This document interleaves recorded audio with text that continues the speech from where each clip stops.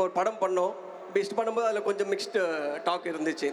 But இருந்தாலுமே வந்து அவருக்கும் எனக்கு இருந்த அந்த ரேப்போ இருக்குல்ல, அது வந்து 1% கம்மியாகல. அதுக்கப்புறம் இன்னும் அவர் ரொம்ப கேரிங் ஆகிட்டார். அதுக்கப்புறம் டேய் என்னடா பண்ணுற, ஆக்சுவலாக ரிலீஸ் ஆகி நிறையா அந்த டைமில் அந்த நடந்த அந்த சோஷியல் மீடியா இதெல்லாம் இருக்கும்போது கூட எவ்ரிடே மெசேஜ் பண்ணி செக் பண்ணுவார். ஆக்சுவலாக நான் வந்து அவர் நினச்சி பயமாக இருந்தேன், இவர் என்ன நினைப்பாரோ அப்படின்னு சொல்லிட்டு. He is very carrying.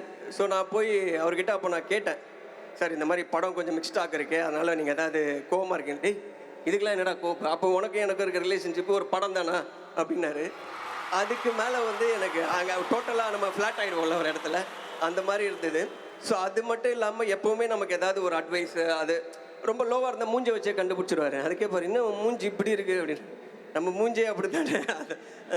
அதுக்கப்புறம் அதெல்லாம் விடுன்னு சொல்லி நம்மளை எப்படி ஒரு கம்ஃபர்ட் ஜோன்லேயே வச்சுப்பாரு.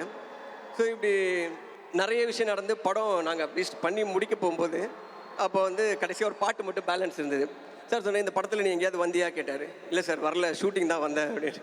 அதுக்கப்புறம் இந்த பாட்டில் ஆடிட்டுனாரு. ஆடா சார், எப்படி சார் ஆடா, பரவாயில்ல சும்மா வந்து ஜாலியாக ஆடு அப்படின்னு சொன்னார்.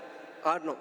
அவர் ரொம்ப அப்படியே பெருந்தன்மையாக அப்படியே பக்கத்தில் போய் நின்னாச்சு. ஆடுறோம், டேக் ஒன் மோர் 6வது ஒன் மோர் போகும்போது என்னை அப்படி திரும்பி பார்த்தாரு. நான் தான் அப்போவே சொன்னேன்ல, நான் தான் அப்போவே. அதுக்கப்புறம் ஓகே ஜானியை பார்த்துட்டு என்ன வருதோ அதை எடுத்து முடிச்சிருங்க அப்படின்னு சொல்லிட்டு.